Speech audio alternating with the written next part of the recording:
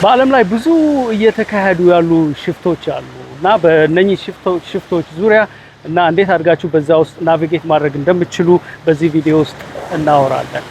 ፕሮፐርቲ ካላችሁ፣ ኮመርሻል ፕሮፐርቲዎች ካሏችሁ ወይም ቢዝነስ ካሏችሁ አሁን በአለም ላይ ያሉ ሽፍቶች ኦልሬዲ ኢምፓክት አድርገዋችሁ ሊሆኑ ይችላሉ። ለምሳሌ የኢንፍሌሽን መጨመር፣ የኢንትረስት ሬት መጨመር፣ ግሎባል ትሬድ ወር መኖሩ፣ ታሪፍስ፣ እንደዚሁም ደግሞ ዎርስ በሚድል ኢስት በኢስተርን ዩክሬን፣ ሌሎች ጂኦፖለቲካል ቴንሽኖች አሁን በአለም ላይ ያሉት የእናንተን ኮመርሻል ፕሮፐርቲስ እንደዚሁም ደግሞ ቢዝነሶች ኢምፓክት ሊያደርጉ ይችላሉ እና እንደ ቢዝነስ ኦነርስ ወይም እንደ ባየር እንደ ኢንቨስተር እነኚህ ነገሮች ማወቁ በጣም አስፈላጊ ነው። ነገር ግን ይሄንን በምልበት ጊዜ ዳያስፖራ ከሆናችሁ በሎካል ማርኬታችሁ ውስጥ ያለው የማርኬት ሁኔታ ልክ እንደ ግሎባሉ ሁሉ ኢምፖርታንት ስለሆነ ሎካሊ ያሉ እንደኔ ያሉ የኮመርሻል ሪል ስቴት እና ቢዝነስ ብሮከሬጅ ፕሮፌሽናሎችን ማናገር ሊኖርባችሁ ይችላል ማለት ነው። በተረፈ ደግሞ እኔ የምሰጠው ምክር ሳይሆን ሞር ኤጁኬሽናል ነው። እናንተ አውቃችሁ ዌል ኢንፎርምድ ሆናችሁ ኢንፎርምድ የሆነ ዲሲሽን እንድታደርጉ ነው እንጂ ስፔሲፊክ የሆነ የኢንቨስትመንት አድቫይስ እየሰጠሁ እንዳልሆነ ይህንንም እንድታውቁት ፈልጋለሁ።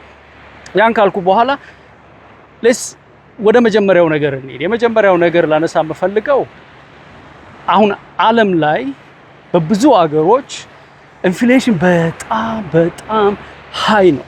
ብዙ አገሮች ቮላቲሊቲውን መቆጣጠር እያቃታቸው ነው። አንዱ ቮላቲሊቲውን ሊቆጣጠሩ የሚሞክሩበት ነገር ኢንትረስት ሬት ኢንክሪዝ ማድረግ ነው።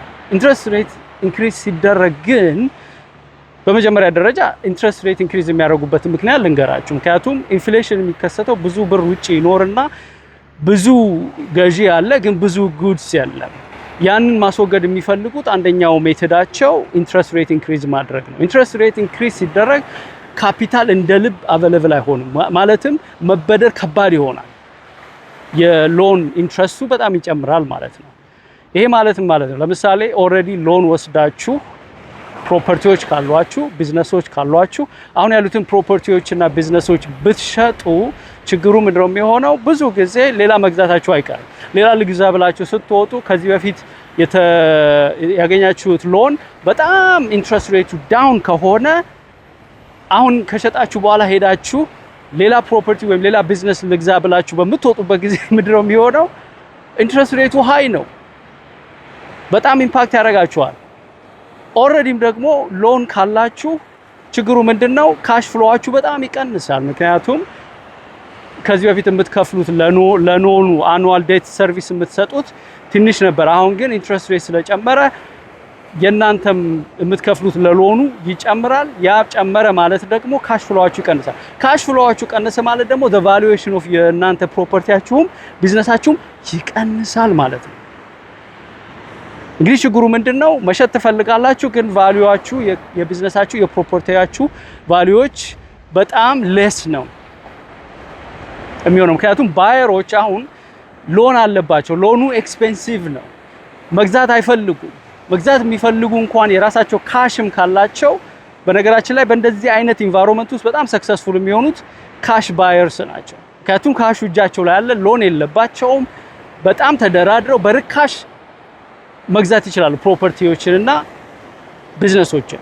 አሁን እያወራን ያለነው ግን ስለ ካሽ ባየሮች ሳይሆን ሎን የሚያስፈልጋቸው ባየሮች ነው። እነዚህ አይነት ባየሮች እንግዲህ እንዴት ነው ይሄን የሚወጡት? አንደኛ የሚወጡት የተለያዩ ሎኖችን ፈልገው በተለይ ፊክስድ ኢንትረስት ሬት ያላቸው መፈለግ ሎወር ኤንድ ፊክስድ የሆነ ምክንያቱም ቫሪያብል ከሆነ ዴንጀር አለ።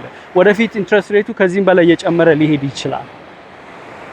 ሁለተኛው ደግሞ ሴለር ፋይናንሲንግ የሚባል አለ which means ሴለሩ ባንክ ይሆናል ማለት ነው።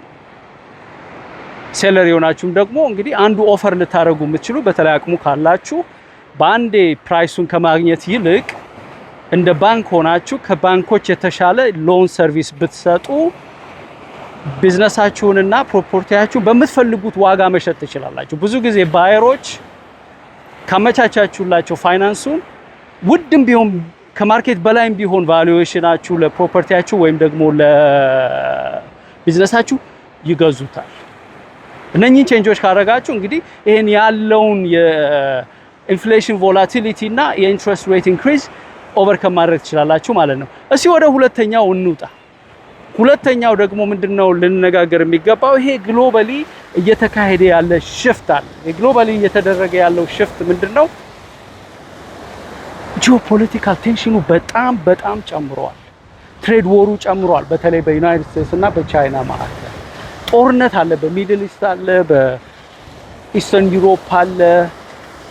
ጂኦፖለቲካል ቴንሽኑ አለ። እነኚህ ሁሉ የሚያመጡት ችግር ምንድነው? የሰፕላይ ቼኑን ኢምፓክት ያደርጋሉ። በተለይ ቢዝነሳችሁ ዶሜስቲክ ሰፕላይ ቼን ከሌለው በጣም ኢምፓክትድ ይሆናል በእነኚህ ለውጦች። ስለዚህ ቢዝነስ የምትገዙ ከሆነ ወይም መክፈት የምትፈልጉ ከሆነ ሰፕላይ ቼኑ ዶሜስቲክ የሆነ መሆን አለበት ማለት ነው። ኦልሬዲ ቢዝነስ ካላችሁ ደግሞ ቫልዩዋችሁን መጨመር የምትችሉበት አንዱ ትልቁ ኦፖርቹኒቲ ዶሜስቲክ የሆነ ሰፕላይ ቼን ማግኘት ከቻላችሁ ቫልዩዋችሁ ይጨምራል ማለት ነው። ፕሮፐርቲም ካላችሁ ደግሞ አሁን በጣም ተፈላጊ ከሚሆኑት ፕሮፐርቲዎች አንዱ ኢንዱስትሪያል ይሆናል ማለት ነው። ወይም ደግሞ ዌርሃውስ ከቻላችሁ ያለውን ፕሮፐርቲ ወደዛ ኮንቨርት ታደርጋላችሁ። በአዲስ ቢልድ ማድረግ ካለባችሁ ደግሞ እነኚህ ሁለቱ የፕሮፐርቲ ታይፖች በጣም በዚህ አይነት ኢንቫይሮንመንት ውስጥ በጣም ትራይቭ ያደርጋሉ። ሶስተኛው ነገር ላውራ የምፈልግበት ቶፒክ ደግሞ ይሄ የዩዘሮችና የወርክ ፕሌስ ቢሄቪየሮች መለወጥ ነው። በተለይ ከኮቪድ በኋላ እንደምታውቁት ኦፊስ ፕሮፐርቲዎች በጣም ተፈላጊ የሆኑ አይደለም። ብዙ ስማርት የሆኑ እንደዛ አይነት ፕሮፐርቲ ያሏቸው ፕሮፐርቲ ኦነርስ ኮንቨርት እያደረጓቸው ነው። ወደ መልቲ ፋሚሊ ኮንቨርት ያደረጓቸዋል፣ ወይም ወደ ሪቴል የተለያየ ያላቸውንም ኮንቨርት የማያደርጉ ደግሞ ምን ያደርጋሉ? ምንም እንኳን የኮንሱመር እና የዩዘር ቢሄቪየሮች ቢቀየሩም ስቲል በጣም ጥሩ ዩቲሊቲስ እና አሜኒቲስ ያሏቸው ኦፊሶች ስቲል ተፈላጊ ናቸው። በተለይ ኤ ታይፕ የሆኑ ኦፊስ ፕሮፐርቲዎች ወይም በጣም ጥሩ ፖዚሽናሊ የሆኑ ፕሮፐርቲዎች ስቲል ተፈላጊ ናቸው። ስለዚህ ኦፊስ ካላችሁ እንዴት አድርጋችሁ ነው ፍሪ ስፔሳችሁን ተጠቅማችሁ ሞር አሜኒቲስ ሞር ዩቲሊቲስ ጨምራችሁ ቫልዩንና ተፈላጊነቱን ብትጨምሩ ወይም ደግሞ ኮንቨርት ብታረጉት ወደ ሌላ ፕሮፐርቲ በጣም ተፈላጊ በሎካል ማርኬቱ የሆነ ፕሮፐርቲነቱ መቀየር ነው የሚኖርባቸው ማለት ነው። እስካሁን እንግዲህ የተነጋገርነው ነገር ምንድነው? እዚህ ዓለም ላይ እየተደረጉ ያሉ ሽፍቶች አሉ። እነዚህ ሽፍቶች ማወቅ ብቻ ሳይሆን ናቪጌት አድርገን ከዛ ጋር ራሳችንን አጀስት ማድረግ አለብን። ቅድም እንዳልኩት ሲጀምር እኔ የምሰጣችሁ ኢንፎርሜሽን ግሎባል የሆነ ኢንፎርሜሽን ነው። ነገር ግን እንደኔ ያሉ ፕሮፌሽናሎች ሎካሊ ሞር ኢንፎርሜሽን በዚህ ዙሪያ ላይ ከሎካል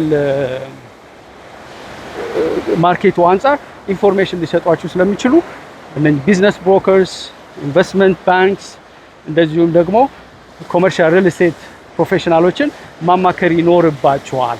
አጠቃላይ አሁን የተነጋገርነው ነገር ግን እውቀታችሁን ይጨምረዋል፣ ፐርስፔክቲቫችሁን ይጨምረዋል፣ እንድታስቡበት ብሬንስቶርም ከሰዎቻችሁ ጋር እንድታደርጉበት ይረዳችኋል። ለዛ ነው እነኚህ ሽፍቶች ማወቅ ያለብን። ለማጠቃለል ያህል የመጀመሪያው ሽፍት የተነጋገርነው በዓለም ላይ የኢንፍሌሽን ቮላቲሊቲ አለ፣ ኢንትረስት ሬት እየጨመረ ነው። ይሄ ደግሞ የመበደርን አቅም ያሳንሰዋል፣ የመበደርን ዋጋ ይጨምረዋል።